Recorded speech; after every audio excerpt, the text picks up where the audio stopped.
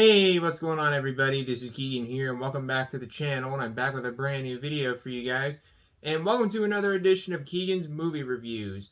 Now today I'm going to be reviewing one of my all-time favorite movies, and this month actually marks the 20th anniversary of when this film was released. And that movie we're going to be talking about today, ladies and gentlemen, is Donnie Darko. Yep, I've been wanting to do a review of this movie for a while. And since this month marks the 20th anniversary of when this film was released, I figured why not review it now? So Donnie Darko is an indie sci-fi drama thriller written and directed by Richard Kelly, and this was Richard Kelly's directorial debut, which he would later go on to direct Southland Tales a few years later in 2006, which I probably will do a review on one of these days.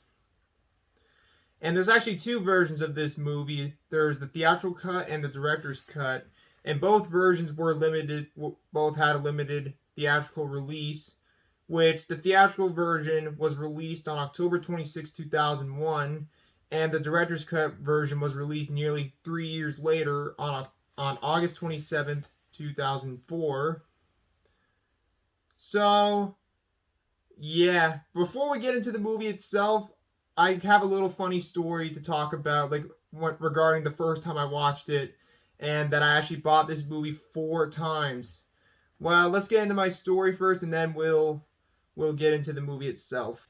Now, the first time I watched this movie, this was back in the summer of 2017, and I was 16 at the time, and I bought a copy of the movie on Blu-ray on Amazon, and it was the regular Blu-ray release, not the Arrow video release that they did on Blu-ray a few years ago before they did the 4K release.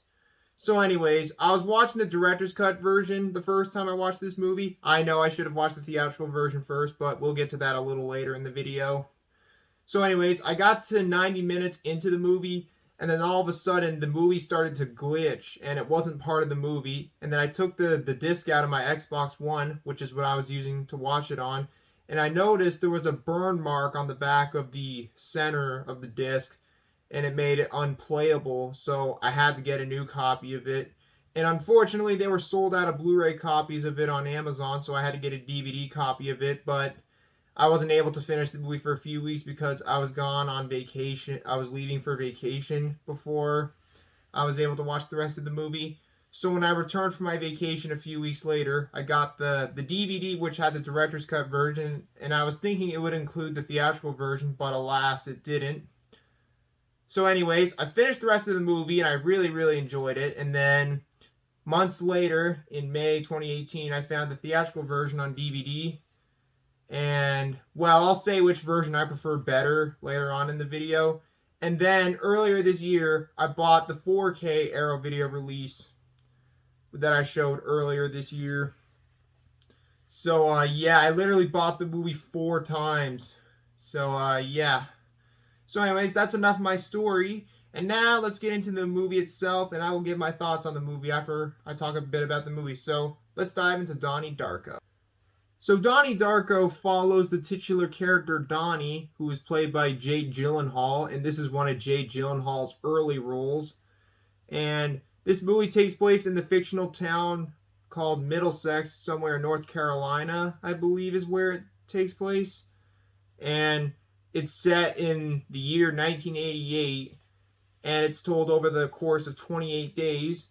And Donnie is a troubled young man living with his parents and his siblings, and he has some problems. Like, he's kind of socially awkward, and he has some problems in his life, and he occasionally sleepwalks. But then one night, he sleepwalks outside of his house onto a golf course where he meets a demonic rabbit named Frank, who is played by James Duval. And Frank tells Donnie that the world is going to end in exactly 28 days, 6 hours, 42 minutes, and 12 seconds. And Donnie's the only one who can save the world. And Donnie is trying to figure out how to save the world. And in order to save the world, he must commit several crimes and figure out time travel so then he can save the world. And that's basically the story of the movie in a spoiler-free way. Now, when this movie was first released in theaters back in 2001, it was released a month after 9/11, and it had a limited release because of that. And when it played in theaters, it didn't do very well in the box office. However, when the film was first released on DVD and VHS in early 2002, it became the cult classic it is to this day. Sure, it may not have done well in the box office, but when it was released on home video, it became the cult classic it is today, like I said before. And I must say, when I first watched this movie, I fell in love with it. I loved everything about this movie. I loved the casting. It was well casted. Jake Gyllenhaal did a great job as the main character. Drew Barrymore did a great job as the English teacher. And this was also one of Patrick Swayze's last movie, and Patrick Swayze did a good job as the character Jim Cunningham. I don't think any other character could play Jim Cunningham better. And may he rest in peace, Patrick Swayze. And the music in this movie is really good too, especially the soundtrack. A lot of 80s music. Well, of course, 80s music, since the movie takes place in the 80s. And it's mostly a lot of new wave and post-punk type of music. Well, there is one song that I'm sure this movie is well known for. It's Mad World, the Gary Jules one. Yeah, that plays at the very end of the movie, if you know what I mean. Well, I'm not going to spoil it, but if you've seen the movie, you know what I'm talking about. And the set design for this movie is really well done for a first-time director's movie and a indie flick. And when I first watched it, I loved it. It had an interesting premise, and it became one of my favorite movies. And this is definitely a weird movie. It's definitely a movie you'd have to watch more than twice to understand it.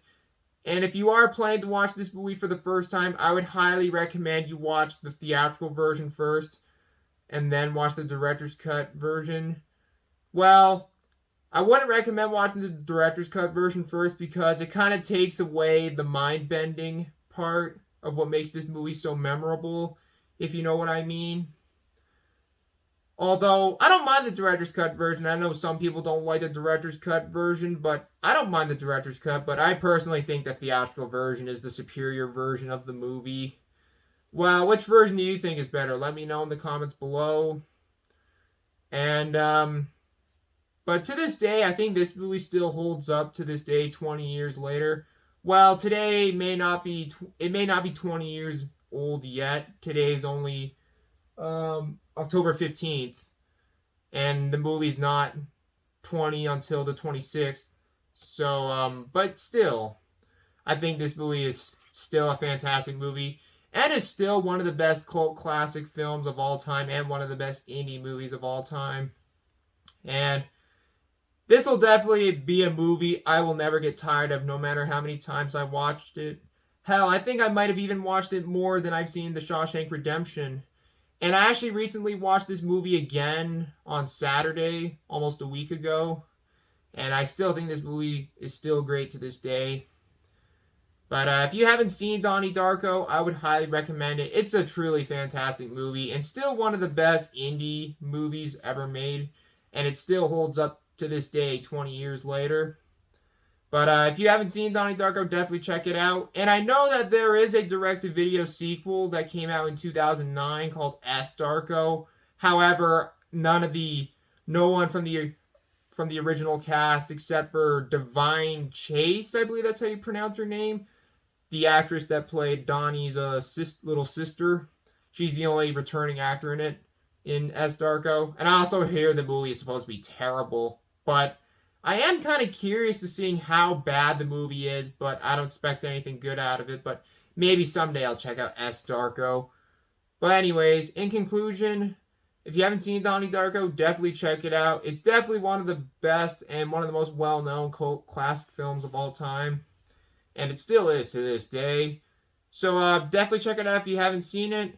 And I'm going to give Donnie Darko a 9 out of 10. So that's all I have to say about Donnie Darko. Well, that wraps up another edition of Keagan's Movie Reviews. Thank you guys so much for watching this video. I hope you guys enjoyed it. If you guys enjoyed it, please feel free to leave a like, leave a comment below, and subscribe for more videos like this. And also feel free to follow me on my Instagram and Letterboxd. The link to those are in the description down below. And what are your thoughts on this movie? And which version do you prefer? Do you prefer the theatrical cut or the director's cut? Let me know in the comments below. And more movie reviews will be coming out soon. And one more thing before I end this video, I have another video coming out later on today. So stay tuned for that. It'll be a quick collection update video. So stay tuned for that video. But anyways, thanks again for watching. I hope you guys have a great day. And until next time, this is Keagan Shepard signing off. Thanks for watching. And I will see you guys in the next video. Peace out.